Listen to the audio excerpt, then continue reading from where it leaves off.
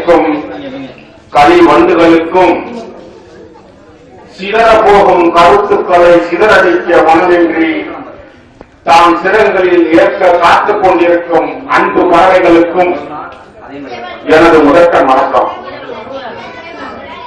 அள்ளி தெளிக்கின்றேன், ஆரவாரம் செய்துடுவீர், சொல்லில் பிழை இருந்தால் கிள்ளி எரிந்துடுவீர். இளமை பருவம் இது, பார்ப்போரோ பொறுமை இது என கூறி இச்சிறியோனை வாழ்த்துடுவீர். இப்பொழுது சற்று நேரம் அமைதி காட்டுவீர். ஆம், அந்த 1882ஆம் ஆண்டு எட்டயபுரத்திலே ஒரு தாயின் கருப்பை நெருப்பை சுமந்திருந்தது. என்ன ஆச்சரியம்! கருவை சுமக்க வேண்டிய கருப்பை பாரதி என்ற அனல் நெருப்பை அல்லவா சுமந்திருக்கிறது. அந்த அனல் நெருப்பு தான் எதிர்கால ஆங்கில ஏகாதிபத்தியத்திற்கு ஒரு ஏவுகணையாக விளங்கியது. தன் பாட்டாலும் உரையாலும் தமிழ் நாட்டாரை தட்டி எழுப்பிய தன்மான தமிழன் யார் என்று கேட்டால் யாராக இருக்க முடியும்? ஒரு கணம் சிந்தித்து பாருங்களேன். மகாகவி, தேசிய கவி, நாட்டுக்கவி, இளைய கவி, இலக்கிய கவி, உரைநடை கவி என்றெல்லாம் போற்றப்படும் மகாகவி பாரதியாகத்தான் இருக்க முடியும். கம்பன் முதல் பாடல் வரை பெண்களின் கண்ண சிவப்பை பற்றி பாடிய பொழுது நீ ஒருவன் மட்டும் உழைக்கும் தோழனின் உள்ளங்கை சிவப்பை பற்றி பாடியதால் உன்னை போற்றுகின்றேன் பாரதி. வாழ்கன் எம்மான், உன்னை வாழ்த்தி வணங்குவதற்கு தோழனற்ற மாலைகளை தூக்கி வர இயலவில்லை. இதயமே கனமாகி இருப்பதால் கைவசம் இருக்கும் கண்ணீர் பூக்களையே காணிக்கையாக்குகிறேன். சொந்தமுள்ள உங்களை பற்றி சொல்ல தொடங்கினால் என் சொற்கள் சுதந்திரம் பெறுகின்றது. என் பாடல் கவிதையின் எல்லை கோடுகளை கடந்து விமர்சனத்திற்குள் வேகமாய் நுழைகிறது.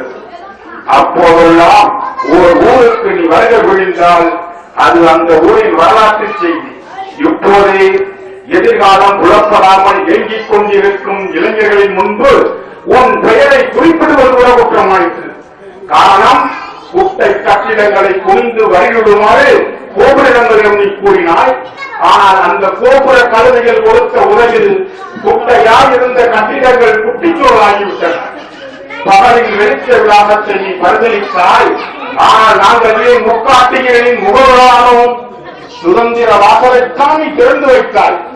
ஆனால் அந்த பனிக்கட்டில் இருட்டு எதற்காக ஏறி நுழைகிறது? இந்தியா எப்போதும் உன்னை மறக்காத உத்தம தேசம்தான்.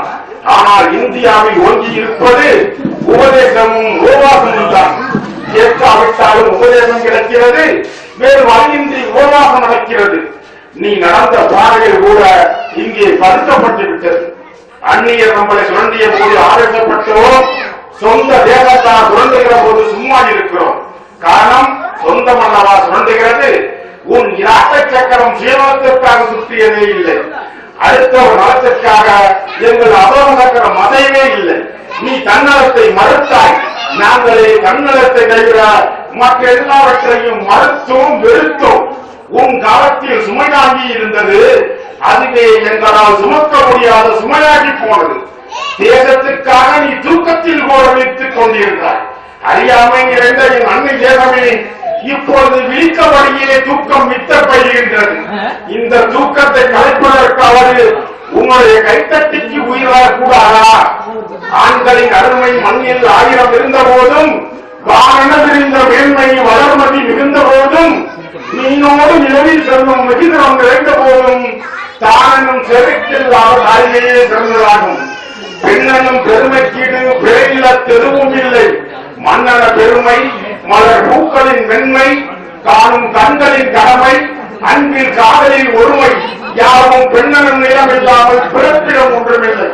தாய்மொழி தாய்நாள் என்றும், தாய்வழி பண்பாடு என்றும், தாய் முதல் தெய்வம், தாய்க்கு பெண் தாரம் என்றும், தாயினும் கோயில் இல்லை தாயிலே அமைதி என்றும், வாய்மொழி வழக்கை கண்டால் வாழ்க்கையே பெண்மையாகும், அதுவே உண்மையாகும்.